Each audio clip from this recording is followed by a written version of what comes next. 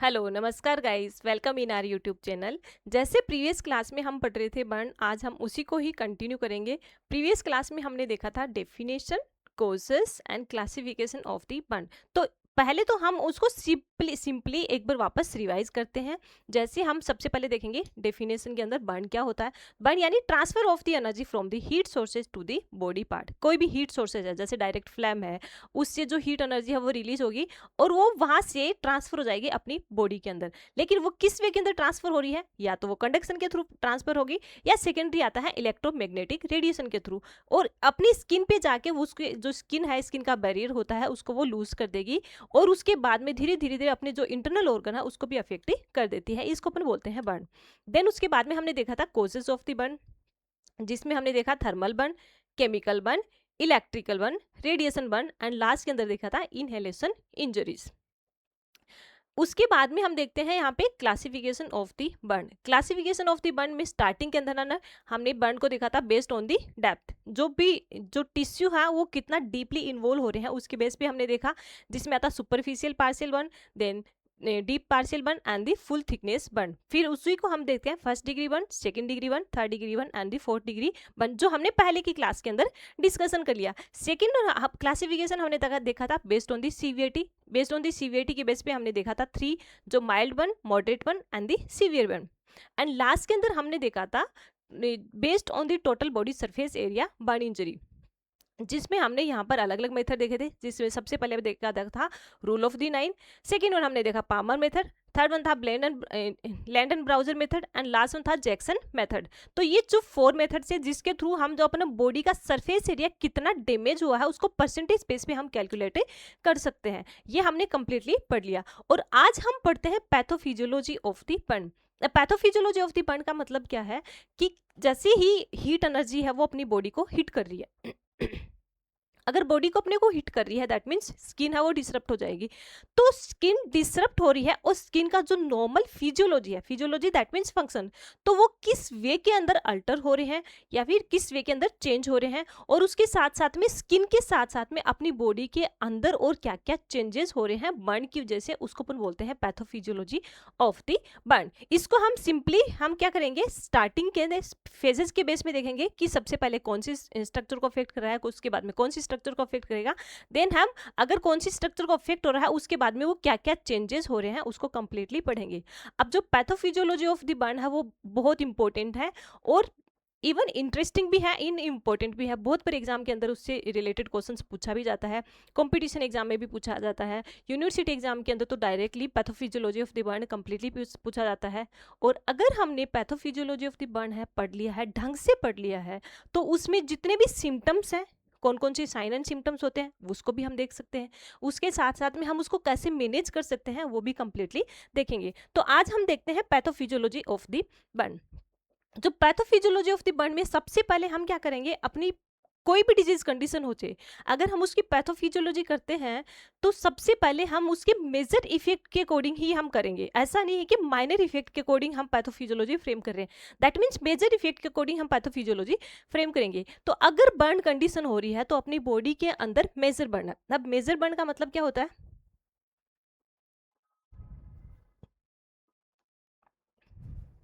Major burn का मतलब होता है बर्न मोर देन 25%। 25% से ज्यादा अगर बर्न हो रखा है, अगर 25% से ज्यादा अगर बर्न हो रखा है, मोर देन 25% बर्न हो अपनी बॉडी का सरफेस एरिया, तो उसको अपन बोलते हैं मेजर बर्न।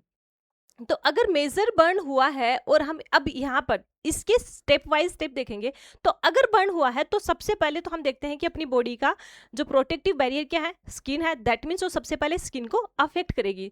तो बर्न की वजह से सबसे पहले अफेक्ट क्या कर रहा है, स्किन को अफेक्ट करेगा, क्योंकि स्किन क्या होता है अपने बॉडी का प्रोटेक्टिव बैरियर।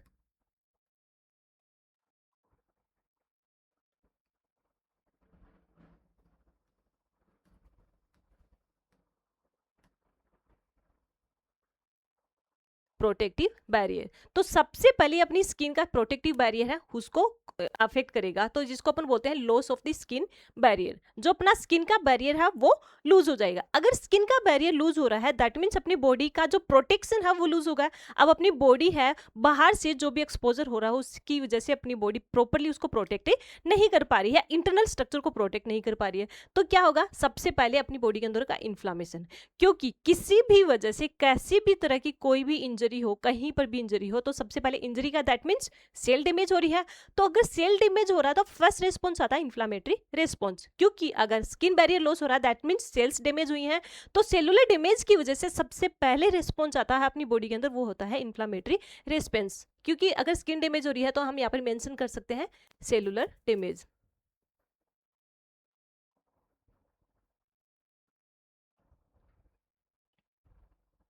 सेलुलर डैमेज, अगर सेल डैमेज हो गई है तो फर्स्ट रिस्पॉन्स क्या आएगा, फर्स्ट रिस्पॉन्स वो आता है इन्फ्लामेशन, यानी इन्फ्लामेटरी रिस्पॉन्स। अब इन्फ्लामेटरी रिस्पॉन्स है ये क्या करेगा, इन्फ्लामेटरी मीडिएटर्स को रिलीज करेगा। जैसे हम देखते हैं इन्फ्लामेशन के स्पेसिफिकली, अब हम देखते हैं सबसे पहले दैट मीन्स इन्फ्लामेटरी रिस्पॉन्स में क्या क्या चेंजेस होता है। इन्फ्लामेशन कब हो रहा है, सेलुलर इंजरी हुई तो सबसे पहले रेस्पॉन्स आया इन्फ्लामेशन। तो इन्फ्लामेशन में सबसे पहले क्या होता है, जो इन्फ्लामेटरी मीडिएटर्स होते हैं केमिकल्स हम वो रिलीज हो जाएंगे। इन्फ्लामेटरी मीडिएटर्स,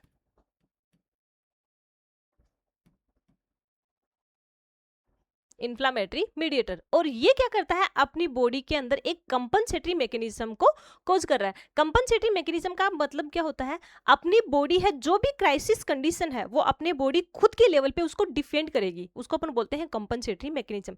लेकिन अगर वो कंपनसेटरी मैकेनिज्म कर रही है तो अपनी बॉडी के अंदर उससे लेस सिम्टम्स है वो भी अपीयर होंगे, तो इन्फ्लामेटरी मीडिएटर रिलीज करेंगे। अब इन्फ्लामेटरी मीडिएटर्स में स्टार्टिंग के अंदर यहाँ पर 2 रिलीज होते हैं, इवन 3 रिलीज होते हैं, जिसमें सबसे पहले आता है हिस्टामिन,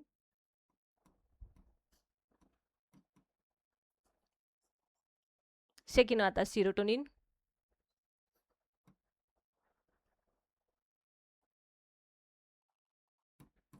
एंड थर्ड वन आता है केटाकेलामिन,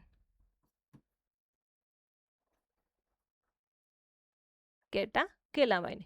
लेकिन सबसे ज्यादा इनिशियल रिस्पॉन्स होता है अपना हिस्टामिन का। अब ये जो हिस्टामिन है ये क्या करेगा, हिस्टामिन का की रेस्पॉन्स में यहाँ पे सिम्टम्स के अंदर रिलीज होती है इचिंग प्रोसेस। हिस्टामिन जो ही रिलीज होगा तो ये सिम्टम्स में अपीयर करेगा etching,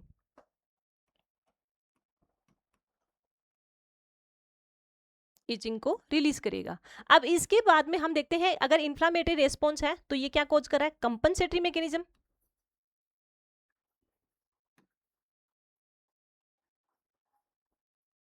compensatory mechanism.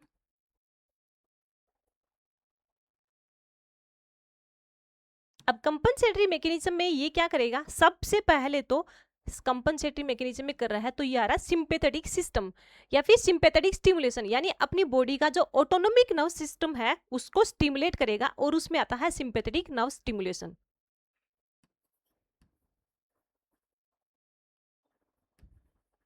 Sympathetic nerve stimulation.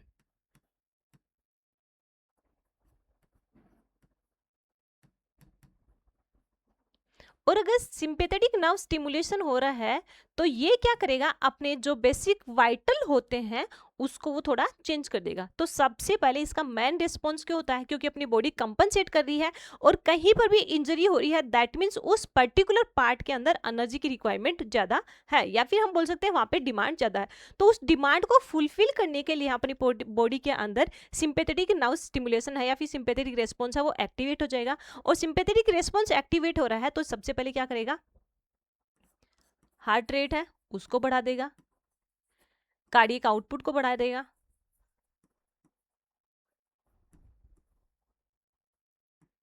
Cardiac output है उसको बढ़ा देगा।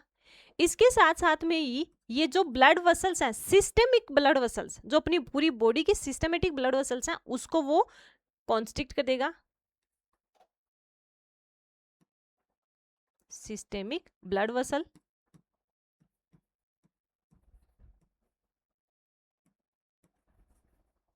इसको वो कॉन्स्ट्रिक्ट कर देगा।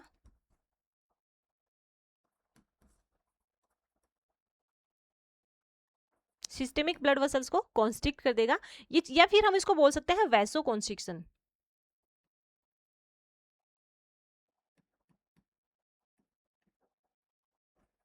और इन तीनों ही कंडीशन के अंदर क्या होता है, सर्कुलेशन है वो बढ़ेगा, जिसकी वजह से जिस भी पर्टिकुलर पार्ट के पास में रिक्वायरमेंट है उसको फुलफिल कर सके, वहां पर ज्यादा से ज्यादा ब्लड सप्लाई हो सके, इन तीनों ही कंडीशन में। इसके साथ साथ में ये क्या करेगा, रेस्पिरेटरी रेट उसको भी बढ़ा देगा, रेस्पिरेटरी रेट है वो भी बढ़ जाएगी, रेस्पिरेटरी रिदम है, यानी जो रेस्पिरेटरी रेट के साथ साथ में रेस्पिरेटरी रिदम है, फोर्सफुली ब्रीथिंग है, वो भी बढ़ जाएगी, या फिर डायरेक्टली हम बोल सकते हैं रेस्पिरेटरी रेट है वो भी बढ़ जाएगी। क्योंकि ये क्या, इसका काम क्या होता है, ऑक्सीजन की इनसफिशियंसी हो रही है उसको फुलफिल करना। तो ज्यादा से ज्यादा अगर रेस्पिरेटरी रेट बढ़ेगी तो हम ऑक्सीजन ज्यादा से ज्यादा लेंगे और अपनी बॉडी से कार्बन डाइऑक्साइड है उतना ही बाहर की साइड में एक्सपेल करेंगे। तो ये कंपनसेटरी मैकेनिज्म के अंदर सिंपैथेटिक रेस्पॉन्स करेगा। इसके साथ साथ में ही जो यहाँ पर क्या होता है, जो हिस्टामिन है, अब ये क्या करेगी, इचिंग प्रोसेस कर दिया। इसके साथ साथ में जैसे हमने देखा जो सिंपैथेटिक नर्व स्टिमुलेशन है, इसके अंदर क्या होता है, जो सिस्टेमिक ब्लड वेसल्स यानी पूरी बॉडी की जो ब्लड वेसल्स हैं वो क्या हो जाएंगी, कॉन्स्ट्रिक्ट हो जाएंगी, एक्सेप्ट द इंजर्ड पार्ट। जहां पर इंजर्ड पार्ट है, जैसे ये वाला पार्ट है मेरा इंजर्ड पार्ट है, उस पर्टिकुलर पार्ट की जो ब्लड वेसल्स है या फिर लोकल ब्लड वेसल्स है वो वहां पे कॉन्स्ट्रिक्ट नहीं रहेंगी और पूरी बॉडी की ब्लड वेसल्स है वो कॉन्स्ट्रिक्ट हो जाएंगी। जिसकी वजह से क्या, अगर वो कॉन्स्ट्रिक्ट होंगी दैट मीन्स इस वाले पर्टिकुलर पार्ट पे ज्यादा से ज्यादा ब्लड सप्लाई हो, वहां से वो पंप करेंगी जिसकी वजह से यहाँ पे ब्लड सप्लाई हो। लेकिन अब यहाँ पर भी अगर यहाँ की ब्लड वेसल्स भी कॉन्स्ट्रिक्ट होती तो वो ब्लड है वेसल्स है या फिर हम बोल सकते हैं कैपिलरी रिफिलिंग टाइमिंग है वो कम हो जाता है इस पर्टिकुलर पार्ट के अंदर जहाँ पे इंजर्ड एरिया है, या फिर हम बोल सकते हैं सेलुलर जहाँ पे इंजरी हो रखी है वहां पर। तो यहाँ के जो ब्लड वेसल्स हैं वो डायलेट हो जाएंगी, लोकल ब्लड वेसल्स हैं वो डायलेट हो जाएंगी, और इसका काम है ये हिस्टामिन का, जिसको अपन बोलते हैं local vasodilation, local वेसो dilation. That means जो अफेक्टेड पार्ट है वहां की ब्लड वेसल्स है सिर्फ डायलेट रहेंगी, उस पर्टिकुलर पार्ट की ब्लड वेसल्स डायलेट रहेंगी, जिसकी वजह से क्या, अब इसका मेन रीजन क्या होता है, increase the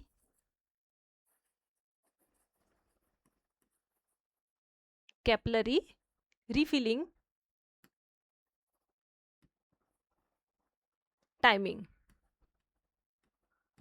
capillary refilling timing है वो बढ़ जाएगा। और अगर कैपिलरी रिफिलिंग टाइमिंग बढ़ रहा है तो इसका मेन काम क्या होता है, इसका मेन काम होता है जो न्यूट्रिटिव कंपोनेंट है वो ज्यादा से ज्यादा डिफ्यूज करेंगे सेल्स के पास में, to diffuse the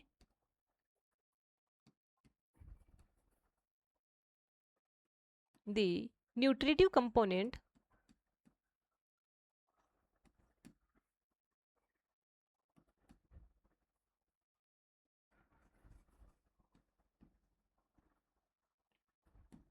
to the cells, into the cells।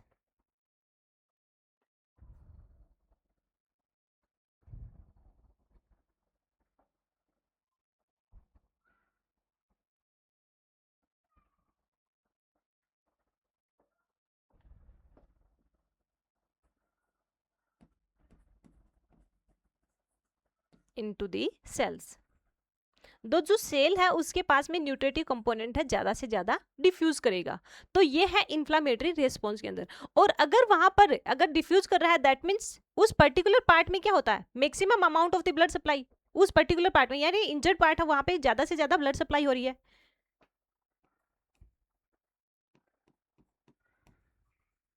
Maximum blood supply, maximum blood supply किसके लिए, टू फुलफिल द न्यूट्रिटिव या फिर metabolic requirement, to fulfil the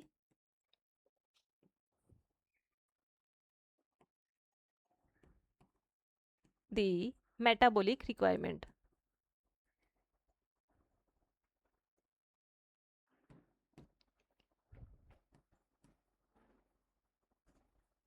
metabolic requirement है वो फुलफिल हो जाएगी, ज्यादा से ज्यादा ब्लड सप्लाई हो रही है।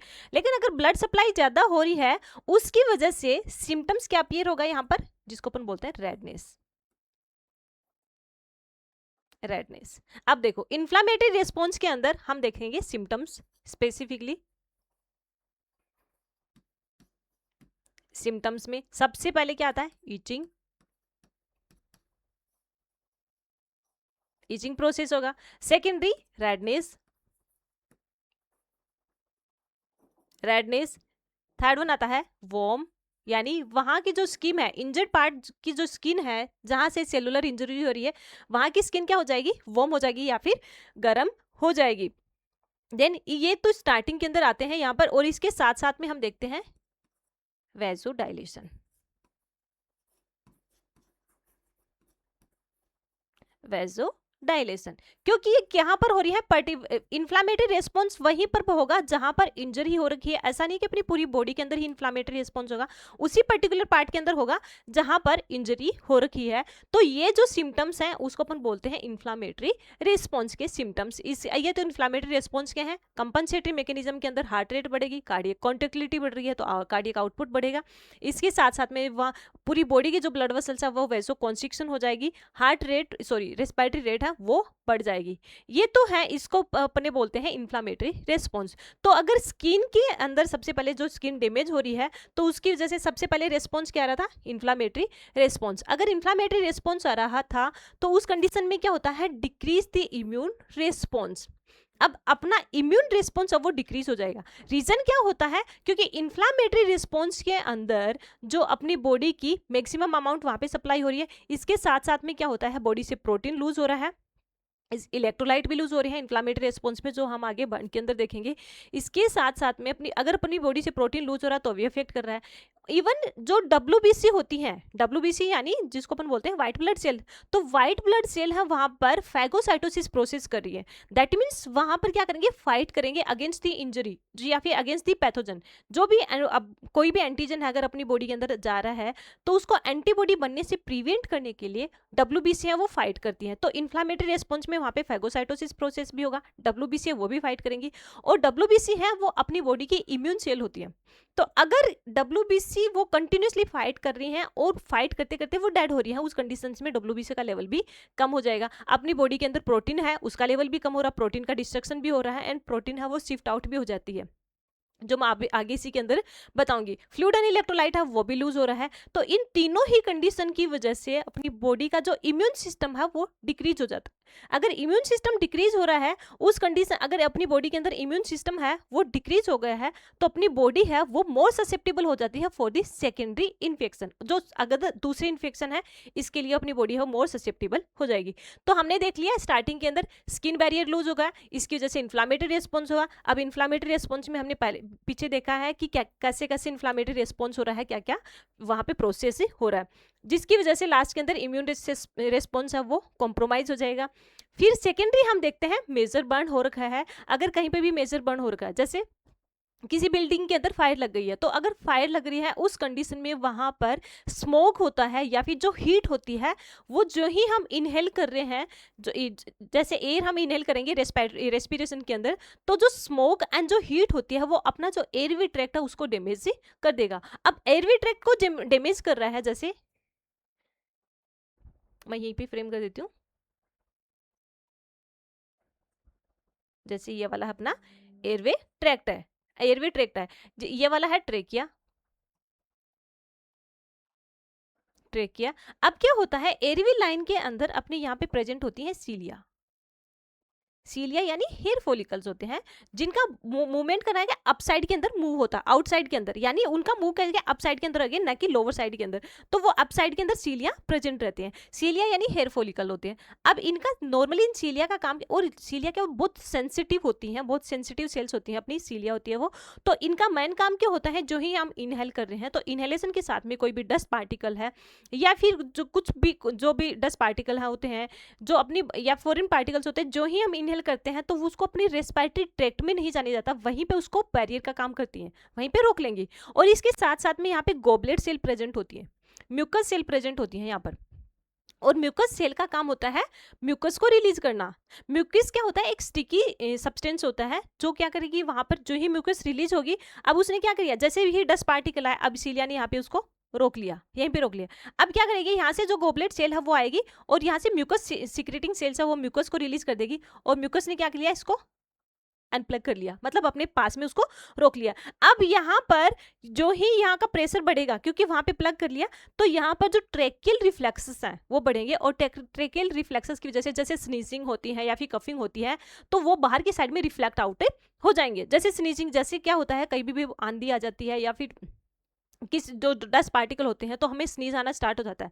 रीजन क्या होता है, डस्ट पार्टिकल जो ही अंदर जाएंगे, सीलिया उसको प्लग कर लेगी, म्यूकस उसके साथ में बाइंड कर देगी, और फिर वहां से जो ट्रेकियल रिफ्लेक्सेस होते हैं वो स्टार्ट हो जाएंगे, और वो बाहर की साइड में रिफ्लेक्ट आउट हो जाती है स्नीजिंग के साथ में। तो ये तो नॉर्मल है, लेकिन जो ही हम स्मोक इनहेल कर रहे हैं तो सबसे पहले क्या होता है, स्मोक के अंदर कार्बन मोनोऑक्साइड हो जाता है, तो कार्बन मोनोऑक्साइड पॉइजनिंग होगा। उसके साथ साथ में ही वहां पर हीट होती है, और हीट की वजह से क्या होता है, ये जो एयरवे लाइन है अपनी, इसके अंदर जो सीलिया है वो डिसफंक्शनल हो जाते हैं, सीलिया डैमेज हो जाएंगे। जो ही सीलिया डैमेज हो जाएंगे, अब सीलिया तो डैमेज हो गए लेकिन म्यूकस रिलीज हो रहा है। अब म्यूकस का क्या, सीलिया डैमेज हो गए, दैट मीन्स जो रिफ्लेक्शन हो रहा है इनिशियल फेज के अंदर, तो रिफ्लेक्शन में क्या होगा, कफिंग रिफ्लेक्सेस भी होगा, स्नीजिंग रिफ्लेक्सेस भी होगा। लेकिन अगर हम वहां पर बर्न साइट के अंदर ज्यादा प्रेजेंट है वहां पर, तो वो एक्सेसिव चले जाएंगे, तो अपनी सीलिया है वो डैमेज हो जाएंगी, उसका वो प्रोटेक्शन का काम नहीं कर पाएंगे। उस कंडीशन में क्या होगा, जो म्यूकस रिलीज हो जाएगा,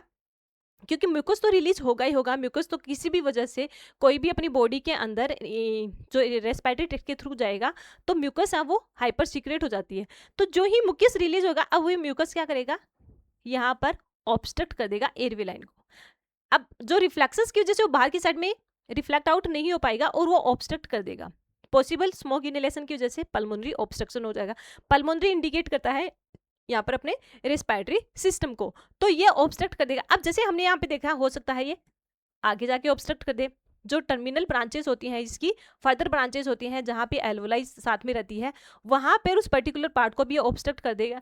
तो क्या जो हम ऑक्सीजन ले रहे हैं, क्या वो वहां पे एल्वोलाई तक पहुंच पा रही है, नहीं पहुंच पा रही है, तो ये पल्मोनरी ऑब्स्ट्रक्शन को कॉज करेगा। और अगर पल्मोनरी ऑब्स्ट्रक्शन कॉज कर रहा है, तो जिसकी वजह से सिम्टम्स के अंदर आता है dysphagia, sorry dyspnoea condition. Dyspnoea यानी ब्रीथिंग डिफिकल्टी होगी, ऑक्सीजन की कमी हो जाएगी, और उसकी वजह से अपनी पूरी बॉडी के पास में ही ऑक्सीजन सप्लाई है वो कम हो जाएगी। तो इसके अंदर रिस्पॉन्स हमने पहले देखा है, स्किन का देख लिया, देन उसके बाद में हमने देख लिया पल्मोनरी, या फिर हम देख सकते हैं इसके अंदर जो एयरवे लाइन है वो कैसे अफेक्ट कर रहा है। स्किन के बाद में हम यहाँ पे देखेंगे सेल्स के अंदर, जैसे स्किन अफेक्ट होगी, अब सेल के अंदर होगा, तो सेल के अंदर क्या होता है, सेल को डैमेज कर देगी, इसको अपन बोलते हैं सेल लाइसिस। लाइसिस का मतलब होता है ब्रेकडाउन,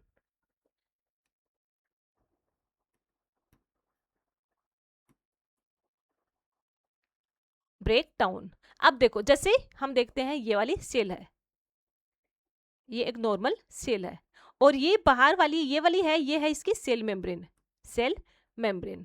अब इसके अंदर क्या होता है, जो ही सेल है वो डिस्ट्रक्ट होगी, या फिर हम देख सकते हैं सेल किसके अंदर होते हैं, मसल्स के अंदर भी, अपनी पूरी बॉडी के अंदर वैसे तो सेल्स होती हैं, लेकिन हम स्पेसिफिकली स्किन के बाद में क्या होते हैं, अपनी जो स्किन लेयर डैमेज होगी है, जैसे dermis, epidermis and hypodermal layer damage होने के बाद में मसल्स हैं वो डैमेज होती हैं। तो अगर स्किन डैमेज होने के बाद में अगर मसल्स की सेल डैमेज होते हैं, जिसको अपन बोलते हैं मायोसाइट्स, जैसे हम यहाँ मेंशन कर दे सकते हैं मायोसाइट्स। मायोसाइट्स यानी cells of the muscles, muscles की सेल्स हैं, तो मसल्स की सेल्स जो ही डैमेज हो रही हैं, तो जैसे ये सेल मेम्ब्रेन है, अब मसल्स की सेल के अंदर भी इलेक्ट्रोलाइट्स होते हैं और बाहर भी इलेक्ट्रोलाइट्स होते हैं। तो अब क्या होगा, जो ही सेल है, मसल्स की सेल्स है वो डैमेज होगी, तो सेल के क्या होते हैं, जो ये हम बोलते हैं सेलुलर मेम्ब्रेन है, ये इसकी एक परमिबिलिटी होती है। दैट मीन्स जो ही अब सेल्स की सराउंडिंग के अंदर क्या होते हैं, कैपिलरीज प्रेजेंट होती है, ये कैपिलरीज प्रेजेंट होती हैं सराउंडिंग के अंदर, जैसे हम ये मेंशन कर दिया कैपिलरीज। अब ये ब्लड वेसल्स है, कैपिलरी यानी ब्लड वेसल्स है, तो ये क्या करता है, यहाँ से न्यूट्रिटिव कंपोनेंट है सेल्स के अंदर डिफ्यूज कर देता है, न्यूट्रिटिव कंपोनेंट वो सेल्स के अंदर डिफ्यूज करता है नॉर्मली, और वहां से जो सेल्स है वो मेटाबॉलिक वेस्ट कंपोनेंट है वो वापस कैपिलरी के अंदर डिफ्यूज कर देगा। अब ये जो नॉर्मल होता है इसको अपन बोलते हैं यहाँ पर सेमी परमिबल लेयर, जो क्या करता है यहाँ पर परमिबिलिटी को मेंटेन करेगा। न्यूट्रिटिव कंपोनेंट है जैसे ग्लूकोज है, ऑक्सीजन है, वो सेल के अंदर डिफ्यूज हो जाएंगे, और वहां से जो मेटाबॉलिक वेस्ट कंपोनेंट है वो वहां से सेल से वापस कैपिलरी के अंदर डिफ्यूज हो जाएंगे। ये नॉर्मल प्रोसेस है। लेकिन जो ही सेल डैमेज हो रही है, जैसे सेल की परमिबिलिटी ये है, अब ये कुछ कंपोनेंट को परमिशन दे रही है, लेकिन जो ही सेल डैमेज होगी अब उसकी परमिबिलिटी हो बढ़ जाएगी, सेल्स की परमिबिलिटी बढ़ जाएगी। तो जो सेल की परमिबिलिटी बढ़ रही है उस कंडीशन के अंदर, सेल की परमिबिलिटी बढ़ रही है तो उस कंडीशन में क्या होगा, जो सेल के जो ग्रेडियंट है, जो सेल के अंदर, सेल्स के अंदर जो ग्रेडियंट होते हैं या फिर मोलिकल्स होते हैं या फिर हम बोल सकते हैं फ्लूइड या फिर इलेक्ट्रोलाइट्स होते हैं, वो इलेक्ट्रोलाइट्स वहां से माइग्रेट कर जाएंगे। अब ये जैसे सेल के अंदर हम देखते हैं यहाँ पर पोटेशियम, जैसे पोटेशियम सेल के अंदर पोटेशियम ज्यादा होता है और ब्लड वेसल्स के अंदर सोडियम ज्यादा होता है। तो जो पोटेशियम है वो क्या करेगा, जो ही परमिबिलिटी बढ़ी, अब वो जो पोटेशियम है सेल से बाहर आ जाएगा। अब वो बाहर आया तो किस में आया, इन दी ब्लड के अंदर। पोटेशियम किस में आ गया, ब्लड के अंदर, जबकि पोटेशियम की ज्यादा जरूरत कहाँ पे थी, सेल के अंदर। सेल्स की जो नॉर्मल फिजियोलॉजी है उसको मेंटेन करने में पोटेशियम का बहुत इंपॉर्टेंट रोल होता है। तो अब वहां पे जो ही सेल डैमेज हुई, इसकी परमिबिलिटी बढ़ी, वहां से जो पोटेशियम है वो निकला और किस में आ गया, इन दी ब्लड के अंदर आ गया। तो जो ही ब्लड के अंदर आया, अब ब्लड के अंदर पोटेशियम का लेवल बढ़ गया, ब्लड के अंदर पोटेशियम का लेवल बढ़ गया, उसको अपन बोलते हैं hyperkalaemia. Increase the blood potassium level, blood के अंदर पोटेशियम का लेवल बढ़ गया, उसको अपन बोलते हैं हाइपरकैलेमिया। उसके बाद में हम देखते हैं यहाँ पर जो सेल्स होती हैं, मायोसाइट्स होती हैं। अब मायोसाइट्स के अंदर मायोफिब्राइल होते हैं, उसको अपन बोलते हैं मायोग्लोबिन। मायोफिब्रिल होता है उसको अपन बोलते हैं मायोग्लोबिन। तो अगर सेल डैमेज हो रही है तो वहां से जो मायोग्लोबिन पिगमेंट्स है वो भी वहां से रिलीज हो जाएगा, और वो मायोग्लोबिन किस में आ जाएगा, इन दी ब्लड वेसल्स के अंदर। अब मायोग्लोबिन है वो क्या होता है, myo related to the muscles and globin related to the protein. तो जो मायोग्लोबिन है वो किस में आ जाएगा, ब्लड के अंदर आ जाएगा। अब सेल के अंदर इसकी रिक्वायरमेंट ज्यादा है, अब वहां से वो सेल की रिक्वायरमेंट तो कम होगी। तभी मैंने बोला था इनिशियल के अंदर कि प्रोटीन का डिस्ट्रक्शन हो रहा है, प्रोटीन सेल्स के अंदर प्रोटीन है उसका लेवल कम हो जाएगा, तभी इम्यून सिस्टम है कॉम्प्रोमाइज हो रहा है। अब वो प्रोटीन कहाँ पे आ गया, इन दी ब्लड वेसल्स के अंदर आ गई, जबकि जरूरत कहाँ पे होती है, सेल के अंदर जरूरत होती है। तो प्रोटीन वहां से आ गई और जो मायोग्लोबिन है वो किस में आ गया, ब्लड के अंदर आ गया, उसको अपन बोलते हैं मायोग्लोबिनेमिया। ब्लड के अंदर मायोग्लोबिन का लेवल बढ़ गया। Increase the blood myoglobin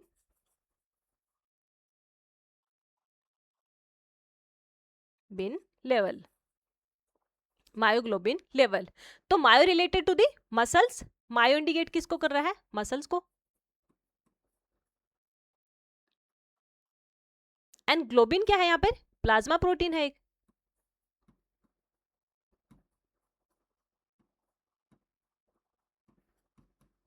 plasma protein.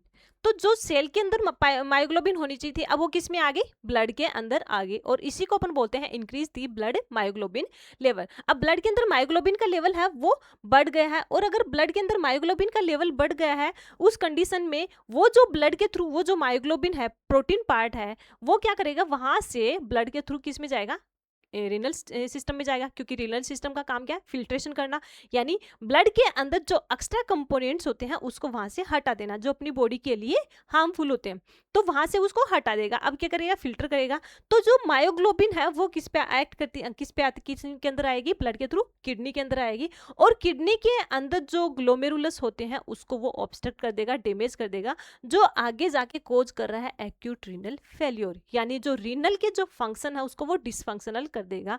और रीनल का काम क्या होता है कि नाइट्रोजन वेस्ट कंपोनेंट अपनी बॉडी के अंदर, मेटाबॉलिक नाइट्रोजन वेस्ट कंपोनेंट है उसको एक्सक्रीट आउट करता है। लेकिन अब अगर मायोग्लोबिन लेवल है वो क्या करेगा, यहाँ पर जो ग्लोमेरुलस होते हैं या फिर हम बोल सकते हैं नेफ्रॉन के अंदर जो ग्लोमेरुलस होते हैं, कैपिलरीज होती हैं, उसको वो डैमेज कर देगा, जिसकी वजह से जो नाइट्रोजन वेस्ट कंपोनेंट है वो अपनी बॉडी से बाहर की साइड में एक्सक्रीट आउट नहीं हो पा रहे हैं, और ये कोज कर रहा है एक्यूट रीनल फेलियर को।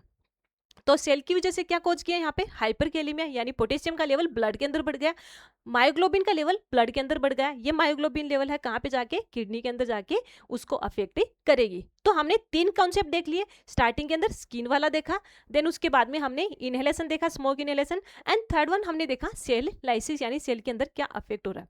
अब फोर्थ वन पे हम जाते हैं ब्लड वेसल्स पे, क्योंकि ब्लड ये भी बहुत इंपॉर्टेंट रोल होता है। जैसे जो ही सबसे पहले क्या होगा, मेजर बर्न होगा, उस कंडीशन के अंदर अब क्या कुछ जो ब्लड वेसल्स होती है अपनी, क्योंकि ब्लड वेसल भी अफेक्ट हो रही है कहीं, जैसे ये वाला पर्टिकुलर पार्ट है यहाँ की ब्लड वेसल्स अफेक्ट हो रही है। अगर मेजर बर्न हो गया है, मेजर बर्न यानी 25% से ज़्यादा अगर बर्न हो गया, वो मेजर बर्न हो गया, तो उस कंडीशन में अपनी बॉडी की जो ब्लड वेसल्स होती हैं वो उनकी कैपिलरी बढ़ जाएगी, कैपिलरी परमिबिलिटी बढ़ जाएगी। परमिबिलिटी दैट मीन्स नॉर्मली होती है और उसकी परमिबिलिटी बढ़ जाएगी। जो ही उसकी परमिबिलिटी बढ़ रही है, जैसे हम ये जो एक स्टेन करने वाला का काम होता है, इसका कैपिलरी का काम होता है स्टेन करने का, जिसकी वजह से न्यूट्रिटिव कंपोनेंट वो तो सेल में डिफ्यूज हो जाएंगे, और जो लार्ज पार्टिकल्स होते हैं जैसे प्लाज्मा प्रोटीन एंड जो सेल्स होती हैं वो ब्लड के अंदर ही रह जाती है। लेकिन जो ही उसकी परमिबिलिटी बढ़ जाएगी, उस कंडीशन के अंदर जो न्यूट्रिटिव कंपोनेंट के साथ साथ के अंदर वहाँ से fluid and electrolyte, specifically water, sodium and protein, ये तीनों ही वहाँ जो ब्लड वेसल से आके बाहर की साइड में निकलना स्टार्ट हो जाएंगे।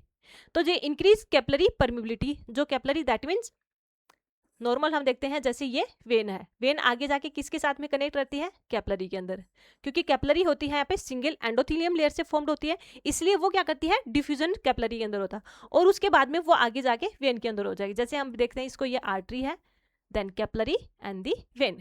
तो जो डिफ्यूजन होता है वो कैपिलरी के अंदर हो रहा है।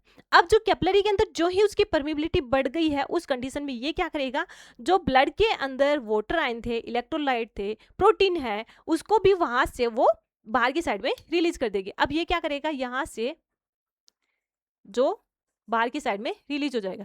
The intravascular fluid shifted into the interstitial space. अब कहां पर शिफ्ट हो रहा है, क्योंकि सेल्स के अंदर तो जा रहा है, अब सेल्स के अंदर फ्लूइड इतना जा नहीं पाएगा क्योंकि सेल्स बहुत स्मॉल पार्टिकल्स है, तो उसके अंदर अब क्या करेगा, इंटरस्टिशियल स्पेस, जैसे ये जो सेल्स है, इन सेल के जो सराउंडिंग के अंदर, या फिर बहुत चाहिए जो स्पेस बचा हुआ है यहाँ पर, ये वाले जो स्पेस बचे हुए हैं, इसको अपन बोलते हैं इंटरस्टिशियल स्पेस। तो जो फ्लूइड है वो वहां से निकल जाएगा, ब्लड वेसल से निकल जाएगा, और ब्लड वेसल से निकलने के बाद में जो ये जो सराउंडिंग के अंदर जो स्पेस बचा है सेल्स के अंदर, उसको अपन बोलते हैं इंटरस्टिशियल स्पेस, वहां से वो शिफ्ट उसके अंदर शिफ्ट हो जाएगा। जैसे intravascular fluid shifted into the interstitial space, interstitial space के अंदर जो ये फ्लूइड है, जैसे हम मेंशन करते हैं ये सेल्स है, तो इसके बीच के अंदर ये जो स्पेस है, ये वाला जो स्पेस है, इसको अपन बोलते हैं इंटरस्टिशियल स्पेस। तो ये फ्लूइड है वो सारा का सारा इनके अंदर यहाँ पे शिफ्ट आउट हो जाएगा, फ्लूइड है शिफ्ट आउट हो जाएगा। अब फ्लूइड के अंदर भी क्या क्या हो रहा है, water, sodium and the protein, तीन कंपोनेंट रिलीज हो रहे हैं, water, sodium and the protein. अब वाटर, सोडियम एंड प्रोटीन तीनों लूज हो रहे हैं, दैट मीन्स इन तीनों की कहाँ पे जरूरत थी, ब्लड वेसल्स के अंदर जरूरत थी। वाटर है वो अपनी बॉडी के अंदर ब्लड को क्या करेगा, जो ब्लड है उसको डाइल्यूट करके रखता है, या फिर ब्लड की कंसिस्टेंसी उसको मेंटेन करेगा, और ब्लड के प्रेशर को भी मेंटेन कर रहा है। सोडियम है, इसका भी मेन काम यही होता है, और प्रोटीन होती है वो अपनी बॉडी की सेल्स तक उसको पहुंचाने का काम करता है, जिसकी वजह से अपनी बॉडी का इम्यून सिस्टम है वो मेंटेन रहे, या फिर इम्यून रिस्पॉन्स है उसको मेंटेन करे। अब इसके साथ साथ में जो ये कैपिलरी है उसकी परमिबिलिटी को मेंटेन करने का काम भी प्रोटीन का ही होता है। लेकिन अब उस कंडीशंस में जो फ्लूइड है वो सारा का सारा इंटरस्टिशियल स्पेस के अंदर शिफ्ट हो गया।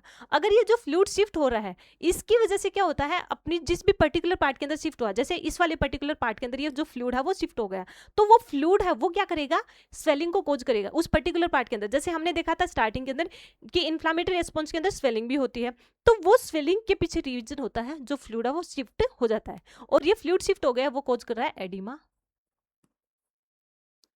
या फिर स्वेलिंग, या फिर एडिमा को हम बोल सकते हैं स्वेलिंग, स्वेलिंग को कोज करेगा। पर्टिकुलर पार्ट के अंदर स्वेलिंग हो जाएगी, जहां पर इंजर्ड ज्यादा इंजरी हो रखी है वहां पर ये स्वेलिंग को कोज करेगा। अब ये तीनों ही कंपोनेंट है, उन तीनों का ही अपनी ब्लड सर्कुलेशन में इन तीनों का लेवल है वो कम हो गया।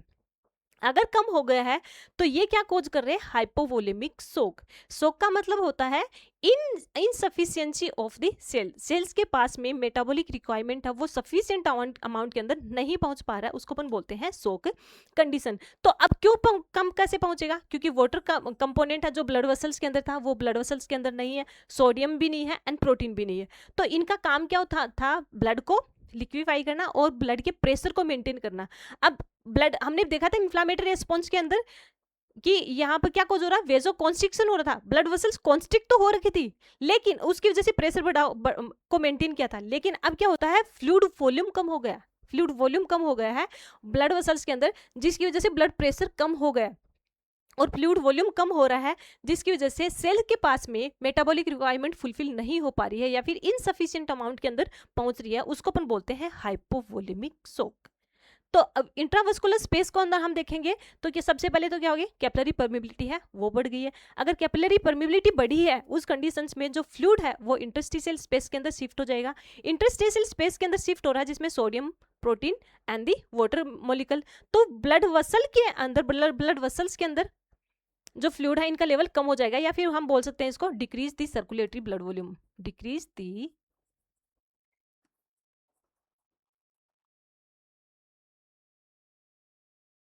Circulatory blood volume.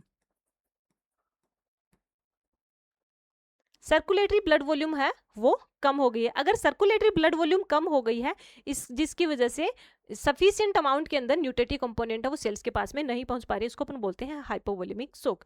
यहाँ तक क्लियर है। देन इसी के बाद में हम इसी के साथ में कंटिन्यू करते हैं कि अगर हाइपोवोलेमिक कंडीशन अफेक्ट हो रही है या फिर पल्मोनरी ऑब्स्ट्रक्शन हो रहा है तो आगे जाके क्या क्या रिस्पॉन्स हो सकता है, जो हम इसके साथ में ही देखते हैं।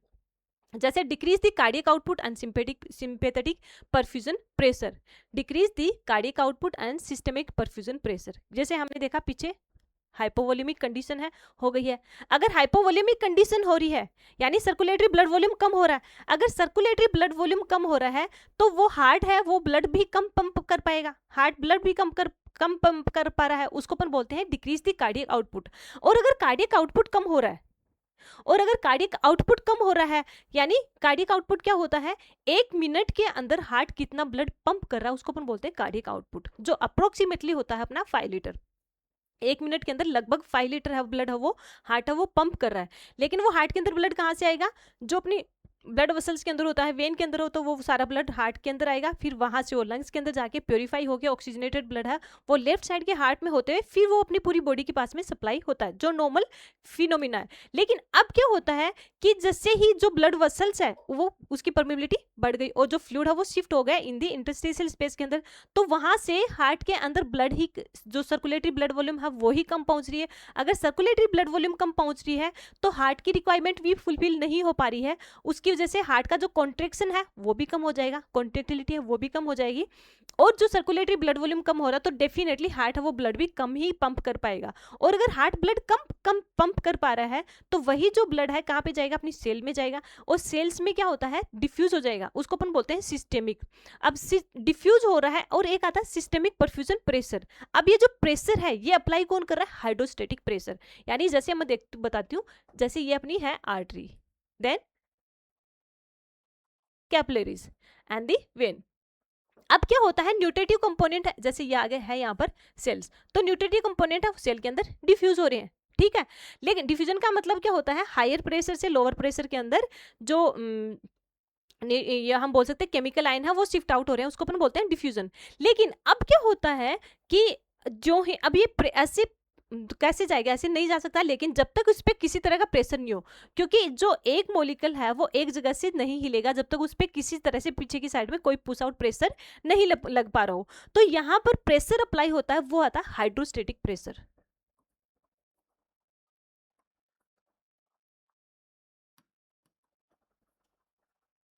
Hydrostatic pressure. और ये जो हाइड्रोस्टेटिक प्रेशर है ये किसकी वजह से लग रहा है, hydro related to the water ion. तो ये किसकी वजह से लग रहा था यहाँ पर, वाटर आयन की वजह से। अब पहले हमने देखा है कि water ion circulatory blood volume के अंदर कम होगा क्योंकि वो इंटरस्टिशियल स्पेस में चला गया।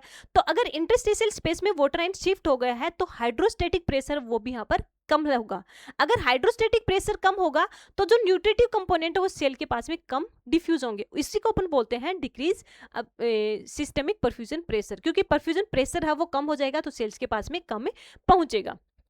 अब सिस्टेमिक परफ्यूजन प्रेशर कम हो रहा है तो अपनी बॉडी के अंदर अलग अलग सिस्टम है उसको कैसे अफेक्ट करेगा, क्योंकि अपनी जैसे हर एक सिस्टम के पास में न्यूट्रिटिव कंपोनेंट सप्लाई नहीं हो पा रही है तो उसकी वजह से वो सिस्टम है वो कैसे रिस्पॉन्ड कर रहा है। तो सबसे पहले हम देखते हैं रीनल के पास में, यानी किडनी के पास में। अब किडनी को जो कार्डिक आउटपुट है उसका किडनी को 20 to 21% of the cardiac output है उसका ब्लड सप्लाई होता है 20 से 21% आता है किडनी के पास में। तो जैसे हम अब इसके अंदर पहले जैसे हम नॉर्मल कार्डियक आउटपुट कितना था 5 लीटर है, लेकिन अब सर्कुलेटरी ब्लड वॉल्यूम कम हो गया है उस कंडीशंस में, क्योंकि हमने देख रहे हैं यहाँ पर सीवियर बर्न, तो सीवियर बर्न के अंदर हाइपोवोल्यूमिक कंडीशन बहुत ज्यादा हो जाती है, हाइपोवोल्यूमिक शॉक कंडीशन हो रहा है, तो यहाँ पे अप टू 3 लीटर या फिर 2 to 3 लीटर कार्डियक आउटपुट हो रहा है।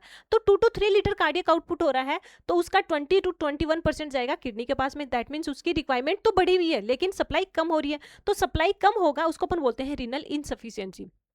रीनल इनसफिशियंसी है फर्स्ट रीजन। सेकंड रीजन हमने पहले देखा था मायोग्लोबिन यूरिया, पहले हमने देखा था सेल लाइसिस के अंदर मायोग्लोबिन यूरिया, तो वो मायोग्लोबिन यूरिया है वो क्या कर रही है, किडनी के जो ग्लोमेरुलस है उसको डैमेज कर रही है, उसके साथ साथ में अगर वो वापस फॉर्म करने की ट्राई भी करता, वापस नॉर्मल भी करता, तो वहां पे ब्लड सप्लाई भी कम हो रही है, जिसकी वजह से ये कोज कर रहा है एक्यूट रीनल फेलियर को। तो रीनल सिस्टम के अंदर होगा एक्यूट रीनल फेलियर। अब अगर एक्यूट रीनल फेलियर कोज कर रहा है तो सबसे पहले तो रीनल का काम क्या होता है, नाइट्रोजन वेस्ट कंपोनेंट को बाहर की साइड में निकालना। तो अब नाइट्रोजन वेस्ट कंपोनेंट को बाहर की साइड में नहीं निकाल पाएगा और वो अपनी बॉडी के अंदर ही बिल्डअप होना स्टार्ट कर देगा। तो ये क्या कोज कर रहा है, एन्यूरिया। एन्यूरिया यानी यूरिन आउटपुट बहुत कम यूरिन आउटपुट होगा। अगर यूरिन आउटपुट के यानी यूरिन के फॉर्म में ही तो अपनी बॉडी से वेस्ट कंपोनेंट है, नाइट्रोजन वेस्ट कंपोनेंट है, वो बाहर की साइड में एक्सक्रीट आउट होता है, लेकिन यूरिन आउटपुट है वो भी बहुत कम हो जाएगा। सेकेंड वन हम देखते हैं यहाँ पर कार्डियक सिस्टम के अंदर, क्योंकि कार्डियक जो मायोकार्डियम लेयर है उसके पास में भी जो कार्डियक आउटपुट है उसका 5% ब्लड है वो जाता है इन दी हार्ट मसल्स को।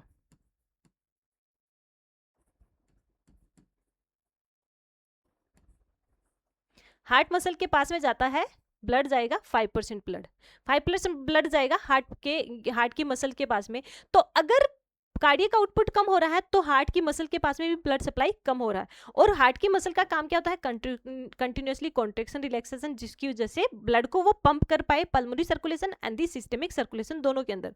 तो अगर यहाँ पर ब्लड सप्लाई कम हो रहा है तो हार्ट की मसल्स का कॉन्ट्रेक्शन है वो कम हो जाएगा, और अगर कॉन्ट्रेक्शन कम हो रहा है तो जो ब्लड पंप कर रहा है, हार्ट ब्लड पंप कर रहा है, वो भी कम हो जाएगा, जिसमें मायोकार्डियल इनसफिशिएंसी यानी मायोकार्डियम लेयर है उसकी रिक्वायरमेंट फुलफिल नहीं हो पा रही है, and increase the myocardial demand, myocardium layer है उसकी डिमांड बढ़ जाएगी, ऑक्सीजन की डिमांड बढ़ जाएगी। इसको अपन बोलते हैं imbalance between the blood supply, oxygen supply and the demand, क्योंकि ब्लड सप्लाई कम हो रही है, ऑक्सीजन सप्लाई कम हो रही है और डिमांड बढ़ी हुई है।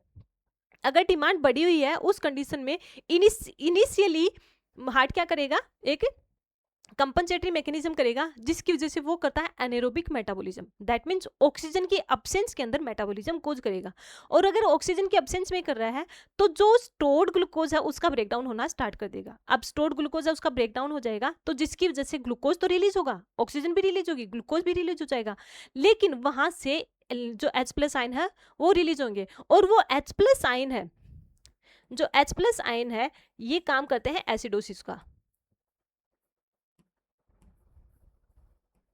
एसिडोसिस, और इसके अंदर ये रिलीज करता है यहाँ पर लैक्टिक एसिड,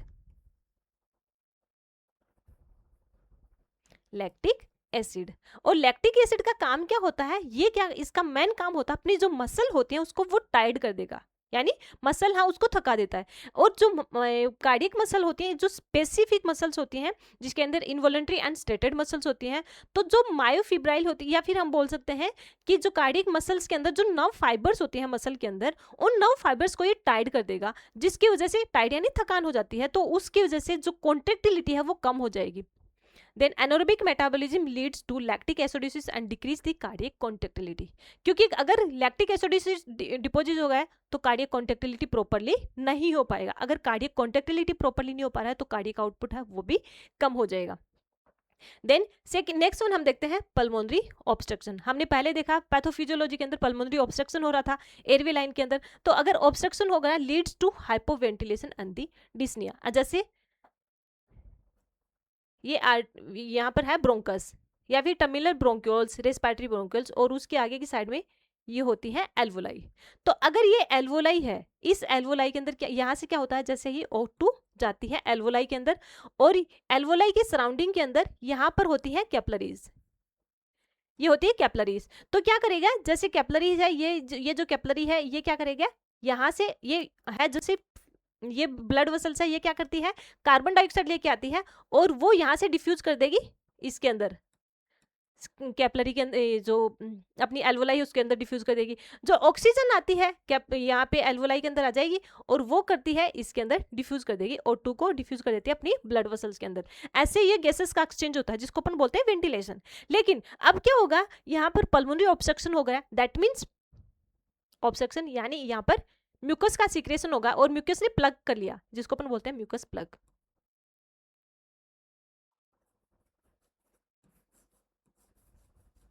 म्यूकस ने प्लग फॉर्म कर लिया।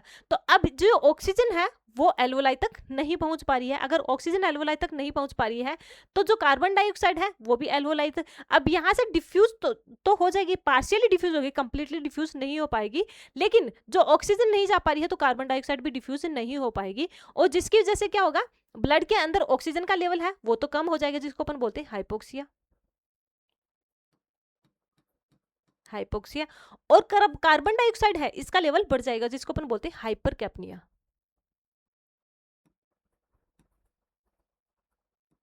हाइपरकैप्निया रीजन क्या था, यहाँ पर वेंटिलेशन प्रॉपरली नहीं हो पा रहा है, क्योंकि जिसको अपन बोलते हैं हाइपो वेंटिलेशन। यानी वेंटिलेशन का मतलब क्या होता है, exchange of the gases.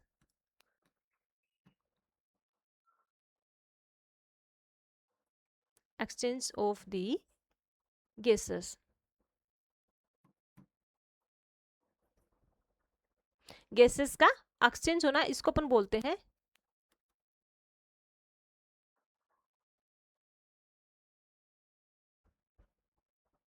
Exchange of the gases, इसको अपन बोलते हैं वेंटिलेशन। लेकिन अगर यहाँ पर वेंटिल प्रॉपरली गैसेस का एक्सचेंज नहीं हो पा रहा है, उसको अपन बोलेंगे हाइपो वेंटिलेशन, यानी decrease exchange of the ventilation. Properly gases का एक्सचेंज नहीं हो पा रहा है। रीजन क्या होता है, क्योंकि ऑब्स्ट्रक्शन हो गया है इसकी वजह से। तो ये क्या कोज करेगा, अपनी ब्लड के अंदर ऑक्सीजन का लेवल है वो तो कम हो गया है और कार्बन डाइऑक्साइड का लेवल ज्यादा हो जाएगा पल्मोनरी ऑब्स्ट्रक्शन की वजह से। इसके साथ साथ में जो रेस्पिरेटरी मसल्स हैं उसकी रिक्वायरमेंट भी फुलफिल नहीं हो पा रही है, क्योंकि कार्डियक आउटपुट है उसका, कुछ ब्लड है वो रेस्पिरेटरी मसल्स के अंदर भी जाता है, तो उसकी रिक्वायरमेंट भी फुलफिल नहीं हो पा रही है। तो जो रेस्पिरेटरी मसल्स हैं जिसमें आती है intercostal muscles and the diaphragm, वो भी प्रॉपरली कॉन्ट्रैक्ट रिलैक्ट नहीं कर पा रहे हैं, जिसकी वजह से जो रेस्पिरेटरी रेट और रिदम है वो भी कम हो जाएगी। देन नेक्स्ट वन हम देखते हैं ब्रेन से रिलेटेड या फिर नर्व सिस्टम, ब्रेन या फिर नर्व सिस्टम। नर्व सिस्टम, तो ब्रेन और नर्व सिस्टम के अंदर भी क्या होगा, ऑक्सीजन सप्लाई प्रॉपर्ली नहीं हो पा रहा है, क्योंकि कार्डियक आउटपुट पूरी बॉडी के अंदर ही सप्लाई कम हो रहा है उसकी वजह से। तो ब्रेन के पास में अगर ब्लड सप्लाई नहीं हो पा रहा है, उसको हम बोलते हैं cerebral insufficiency and the cerebral insufficiency and the hypercapnia, क्योंकि ब्लड के अंदर कार्बन डाइऑक्साइड का लेवल बढ़ा हुआ है। कैसे बढ़ गया, क्योंकि यहाँ पे डिफ्यूज नहीं हो पा रहा, जिसकी वजह से हाइपरकैप्निया क्या हो गया, और वही ब्लड है ब्रेन के पास में जा रहा है, तो उसकी वजह से उस ब्लड के अंदर कार्बन डाइऑक्साइड का लेवल ज्यादा है। इसको अपन बोलते हैं increase carbon monoxide in the blood, या फिर इसको हम बोल सकते हैं कार्बोक्सी हीमोग्लोबिन।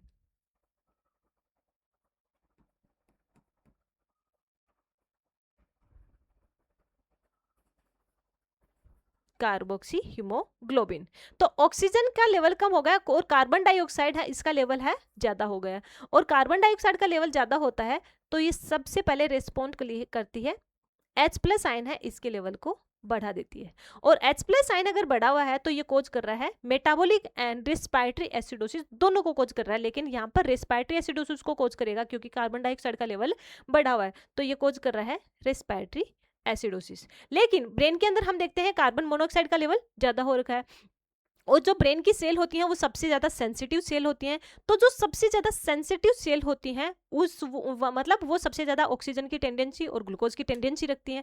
लेकिन इसके साथ साथ में ही जो भी टॉक्सिक कंपोनेंट है वो सबसे पहले उनको ही डैमेज करते हैं। अब ये जो कार्बन मोनोऑक्साइड है वो अपनी बॉडी का वेस्ट कंपोनेंट है, दैट मीन्स उन सेल के लिए वो टॉक्सिक कंपोनेंट है। तो टॉक्सिक कंपोनेंट होगा तो उन सेल को वो डैमेज करना स्टार्ट ही कर देगा, और वो जो सेल अगर डैमेज हो रही है, एक तो उनके पास में ऑक्सीजन सप्लाई प्रॉपर्ली नहीं पहुंच पा रहा है, सेकेंडरी वहां पर ऑक्सीजन की जगह कार्बन मोनोऑक्साइड है वो ज्यादा हो रहा है, और इसको अपन बोलते हैं कार्बन मोनोऑक्साइड पॉइजनिंग।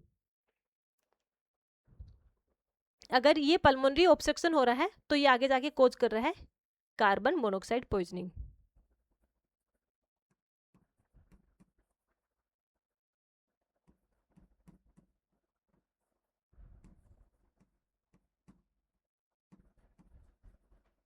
अगर कार्बन मोनोऑक्साइड पॉइजनिंग की वजह से ब्रेन की जो सेल है वो प्रॉपरली फंक्शन नहीं कर पा रही है और ब्रेन के जितने भी फंक्शन है वो डिक्रीज होना स्टार्ट कर देते हैं, और सबसे पहले अफेक्ट कर रहा है यहाँ पर जो अवेयरनेस या फिर कॉन्शियसनेस। तो पर्सन का कॉन्शियसनेस है वो लूज हो जाएगा, loss of the consciousness, and autonomic nerve stimulation start होगा। लेकिन autonomic nerve stimulation initial phase के अंदर स्टार्ट होगा, लेकिन अगर यहाँ पे मेजर बर्न हो रखा है तो जो ऑटोनोमिक रिस्पॉन्स है वो भी इतना इफेक्ट नहीं कर रहा है, क्योंकि कंपनसेटरी फेज एक शॉर्ट टाइम के लिए होता है। उसके बाद में वो कंपनसेटरी फेज फेलियर होने के बाद में वो प्रोग्रेसिव फेज के अंदर चला जाता है, और प्रोग्रेसिव फेज है उसके अंदर वो जो सिम्टम्स है उसके अंदर वो ज़्यादा अपियर होना स्टार्ट कर देते हैं, और लास्ट के अंदर इरिवर्सिबल कंडीशन में चला जाएगा। तो ये जो लॉस ऑफ द कॉन्शियसनेस है वो यहाँ पर अफेक्ट हो जाएगा। तो ये हमने देखा है नर्व सिस्टम से रिलेटेड। एंड नेक्स्ट हम देखते हैं यहाँ पर जीआई सिस्टम से रिलेटेड। अब जीआई सिस्टम के अंदर सबसे पहले हम देखते हैं स्टमक से रिलेटेड। तो अब उसके अंदर हम देखेंगे vagus hyperstimulation causing the nausea and the vomiting. Vagus मतलब hyperstimulation, that means vagus nerve है अपनी, क्रेनियल नर्व है, 10th नंबर की जो क्रेनियल नर्व उसको अपन बोलते हैं वैगस नर्व। और ये जो वैगस नर्व है मिक्स टाइप की नर्व है, दैट मीन्स सेंसेशन को लेके भी जाती है, उसके अकॉर्डिंग रिस्पॉन्ड भी लेके आती है। और वो जो ये जो नर्व है वो बहुत लंबी नर्व है जो अपने ब्रेन से आती है, उसके साथ साथ में ये अपने जीआई सिस्टम को भी सपोर्ट को भी रेस्पॉन्ड करती है। उसके साथ में नर्व सिस्टम रेस्पिरेटरी सिस्टम है, कार्डियोवास्कुलर सिस्टम है, रीनल सिस्टम है, इन सब के साथ पास में इसकी ब्रांच है। तो जो अब यहाँ पे हाइपर स्टिमुलेशन होगा, और वेगस नर्व है ये क्या करती है, जितने भी क्रेनियल नर्व है वो रेस्पॉन्ड कब हाइपर स्टिमुलेट होती है, पैरासिम्पेथेटिक रेस्पॉन्स में।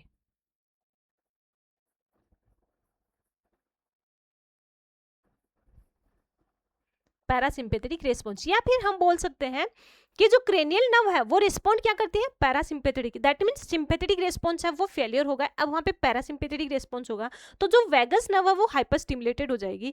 और जो ब्रांच स्टमक को ब्रांच जाती है वेगस नर्व, अगर वो हाइपर स्टिमुलेट हो गई है तो स्टमक के अंदर जो HCl का लेवल है वो बढ़ जाएगा। हाइपर स्टिमुलेशन की वजह से सबसे पहले स्टमक के अंदर HCl का लेवल बढ़ेगा, increase the HCl level. HCl level है वो बढ़ जाएगा इन दी स्टमक। स्टमक के अंदर जो ही HCl का लेवल बढ़ेगा तो स्टमक के अंदर जो गैस्ट्रिक रिफ्लेक्सेस हैं वो स्टार्ट हो जाएंगे। और अगर गैस्ट्रिक रिफ्लेक्सेस स्टार्ट हो रहे हैं उसकी वजह से, जैसे गैस्ट्रो इसोफेजियल रिफ्लेक्सेस, गैस्ट्रो यानी स्टमक, इसोफेजियो यानी अपनी जो फूड पाइप होते हैं उसके रिफ्लेक्सेस स्टार्ट हो जाएंगे, जिसकी वजह से वो नोजिया एंड वोमिटिंग स्टार्ट हो जाएगा। लेकिन मेन रीजन क्या होता है, वेगस हाइपर स्टिमुलेशन। और इसके वेगस हाइपर स्टिमुलेशन की वजह से HCl का लेवल बढ़ जाएगा। जो ही HCl का लेवल ज़्यादा होगा स्टमक के अंदर तो गैस्ट्रो इसोफेजियल रिफ्लेक्सेस बढ़ेंगे, और रिफ्लेक्सेस की वजह से नोजिया एंड वोमिटिंग होगी। First reason. Second reason, HCl का काम क्या होता है, HCl का काम होता है ब्रेक डाउन करना, ये फूड पार्टिकल को भी ब्रेक डाउन करती है। इसके साथ साथ में अपनी फूड के साथ में कोई हार्मफुल कंपोनेंट चल जाता है उसको भी वो ब्रेक डाउन करता है या फिर डिस्ट्रॉय करता है। लेकिन अगर यहाँ पर जैसे नोजिया वोमिटिंग हो गया, दैट मीन्स स्टमक के अंदर गैस्ट्रिक कंटेंट नहीं है, या फिर हम बोल सकते हैं स्टमक है वो एम्प्टी है। तो जो स्टमक की लेयर होती है, सबसे पहले लेयर आती है म्यूकोजल लेयर, देन सब mucosal layer, muscle layer, and the last की आती है सीरोसा लेयर। तो जो ये क्या करेगा, म्यूकस लेयर होती है, सबसे inner most layer mucosal layer, तो वो म्यूकस लेयर होती है। और म्यूकस का काम क्या होता है, वो उसको प्रोटेक्ट करके रखती है ताकि HCl है वो उसको डैमेज ना कर सके। लेकिन अगर HCl का लेवल ज्यादा हो रहा है तो उस कंडीशन में सबसे पहले वो जो म्यूकोजल लेयर है उसको डैमेज करेगा, देन सब म्यूकोजल लेयर उसको डैमेज कर देगा। और डैमेज कर देगा तो वहां की जो सेल्स हैं वो डैमेज हो जाएंगी, और फिर वहां पे लीजन फॉर्म हो जाएंगे, और उसको अपन बोलते हैं कर्लिंग अल्सर। इसको अपन बोलेंगे अल्सर, लेकिन यहाँ पर कोज कर रहा है कर्लिंग अल्सर, क्योंकि कर्लिंग अल्सर किसकी वजह से हो रहा है, स्ट्रेस की वजह से। स्ट्रेस की वजह से। अब स्ट्रेस क्या है, hyper stimulation of the vagus nerve. Vagus nerve hyper stimulated हो रहा है, उसकी वजह से एक स्ट्रेस फैक्टर रिलीज होगा, और उसकी वजह से स्टमक के अंदर अल्सर फॉर्म हो गए हैं। तो ये सारा का सारा था पैथोफिजियोलॉजी ऑफ द बर्न। अब इसके अकॉर्डिंग ही अपनी बॉडी के अंदर अलग अलग सिम्टम्स हैं वो सारे के सारे हो जाएंगे। इवन जीआई सिस्टम के अंदर लीवर है उसको भी अफेक्ट करता है, क्योंकि लीवर है उसका भी काम होता है डिटॉक्सिफिकेशन करना। तो जैसे ही अपनी बॉडी के अंदर, अब लीवर का काम है डिटॉक्सिफिकेशन करना, इसके साथ साथ में प्लाज्मा प्रोटीन को फॉर्मेशन करना, इसके साथ में लिपिड का सिंथेसिस भी करता है, बाइल का फॉर्मेशन भी कर रहा है। तो ये सारे के सारे मतलब लीवर के वजह तो 500 से भी ज़्यादा फंक्शन है, लेकिन स्पेसिफिकली हम मेटाबॉलिक फंक्शन देखते हैं तो इसका काम होता है डिटॉक्सिफिकेशन करना, यानी अपने ब्लड के अंदर जो टॉक्सिक कंपोनेंट है वो उसको वहाँ से हटा देना। और लिपिड का सिंथेसिस करता है, जैसे हाई डेंसिटी लिपोप्रोटीन है उसको फॉर्म करेगा, और हाई डेंसिटी लिपोप्रोटीन है वो क्या करता है, लो डेंसिटी लिपोप्रोटीन होता है जो एक जिसको अपन बोलते हैं बैड कोलेस्ट्रॉल, उसको वो बाइल के अंदर कन्वर्ट कर देता है, और बाइल को कन्वर्ट करके वहाँ से गोल ब्लैडर से होते हुए अपने जीआई ट्रैक्ट के थ्रू अपने स्टूल के साथ में, यूरिन के साथ में वो उस बाइल को अपनी बॉडी से बाहर की साइड में एक्सक्रीट आउट कर देते हैं। तो लीवर का काम होता है। लेकिन अगर लीवर के पास में भी ब्लड सप्लाई कम पहुंच रहा है और लीवर है उसके पास में maximum amount of the cardiac output जाता है, जिसमें 20 to 25% जाता है लीवर के पास में, लेकिन अगर कार्डियक आउटपुट कम हो रहा है तो लीवर के पास में भी ब्लड सप्लाई कम पहुंचेगा, जिसको अपन बोलते हैं हेपेटिक इनसफिशिएंसी। तो लीवर के पास में कम पहुंच रहा है तो जो लीवर के फंक्शन है उसको वो भी कम हो जाएंगे, दैट मीन्स डिटॉक्सिफिकेशन है वो कम हो जाएगा। इसके साथ साथ में प्लाज्मा प्रोटीन है उसका सिंथेसिस भी कम हो जाएगा। इवन अपनी बॉडी के अंदर हमने पहले भी देखा है कि बॉडी के अंदर प्रोटीन का लेवल कम हो गया है, प्रोटीन का डिस्ट्रक्शन भी हो गया है, प्रोटीन है इंटरस्टिशियल स्पेस के अंदर शिफ्ट आउट भी हो रही है। उन सब कंडीशन के अंदर प्रोटीन की रिक्वायरमेंट तो ज़्यादा है लेकिन फॉर्मेशन नहीं हो पा रहा है। इवन लीवर है उसको फॉर्म भी नहीं कर पा रहा है क्योंकि लीवर के पास में भी उसकी रिक्वायरमेंट फुलफिल नहीं हो पा रही है, हेपेटिक इनसफिशिएंसी हो रही है। तो ये जो कंडीशन है इसकी, जिसकी वजह से अपनी बॉडी के अंदर बहुत सारे सिम्टम्स आते हैं, तो इसको अपने बोलते हैं pathophysiology of the band. And then next class में हम देखेंगे जिसके अंदर हम अलग अलग ये जो पैथोफिजियोलॉजी है इसको हम अलग अलग देखेंगे। पैथोफिजियोलॉजी के बाद में हम इसकी स्टेजेस देखेंगे जो हम देखेंगे नेक्स्ट क्लास के अंदर। Thank you guys, thank you so much, thank you.